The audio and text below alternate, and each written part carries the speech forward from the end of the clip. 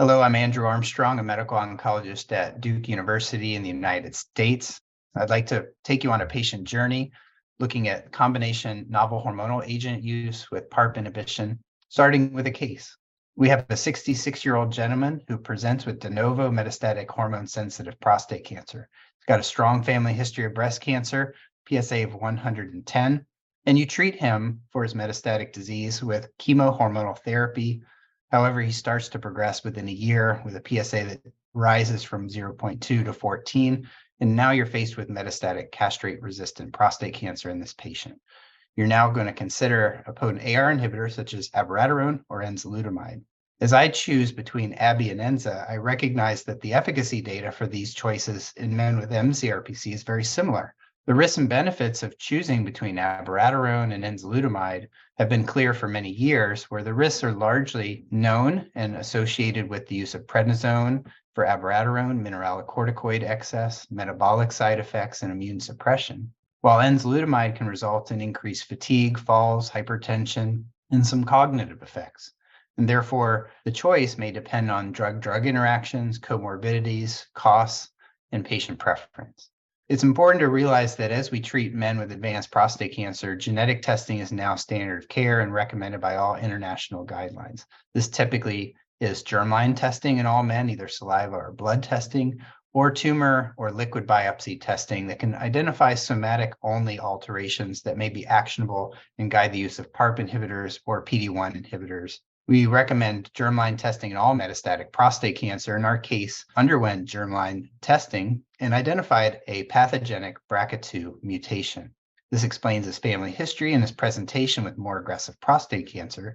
We know that men with mCRPC and a BRCA2 mutation tend to have worse outcomes with monotherapy with an NHA. The current data support the use of NHA PARP combinations in the first-line setting for mCRPC patients like our case, who have a pathogenic BRCA mutation. There are a number of trials that have now been completed and either published or presented that have demonstrated significant benefits to our patients in this setting from the combinations.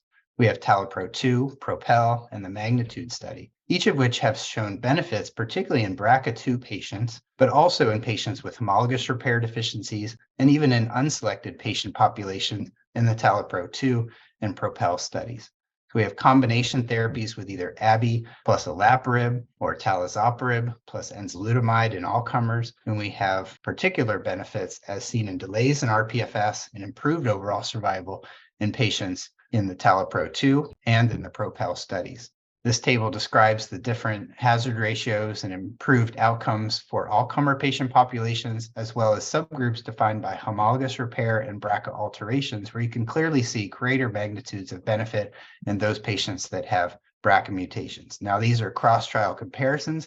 They are not meant to be comparable, but you can see differences in efficacy across these studies in relatively similar patient populations.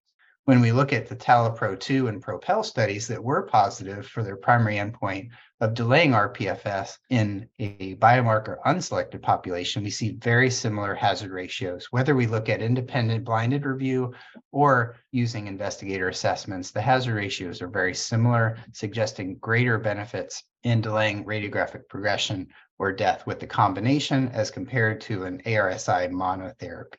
However, for MAGNITUDE, which uses niraparib, we saw no clear benefits of the combination, suggesting that for that PARP inhibitor, the benefits were isolated to the BRCA population. When assessing the benefits of delaying progression, it's also important to look at, is there a benefit on survival, and is there greater benefits to the patient over risks? In PROPEL, the most mature of the data sets, we saw a 7.4-month survival advantage. The overall survival data is not mature yet in TALAPRO-2 and MAGNITUDE, and the greatest survival advantage, again, was seen in the BRCA mutated patients with a hazard ratio of 0.29, a substantial delay in the risk of dying of prostate cancer with those men with BRCA2 mutations who were treated with the combination of abiraterone and olaparib. When trying to decide between the PARP and AR combinations, largely we're going to be making decisions based on efficacy, but also based on safety. We know that PARP inhibitors can cause cytopenias, particularly anemia, which we see greater proportions of patients experiencing with talazoparib, followed by niraparib, followed by olaparib. And again, cross-trial comparisons can be different, but at least for safety, the adverse event reporting system is very similar. We can also see nausea, vomiting, and fatigue among the more severe adverse events that are a class effect of these combinations. In the end, our patient will be faced with that choice of a potent AR inhibitor plus a PARP inhibitor based on his own preferences, the availabilities, and the comorbidities of that patient. There's no right or wrong answer here. This patient should be offered combination more intensive therapy with the PARP inhibitor because of his BRCA mutation. I'd like to refer you to our slide deck for great details about the efficacy and safety of these combinations. Thank you.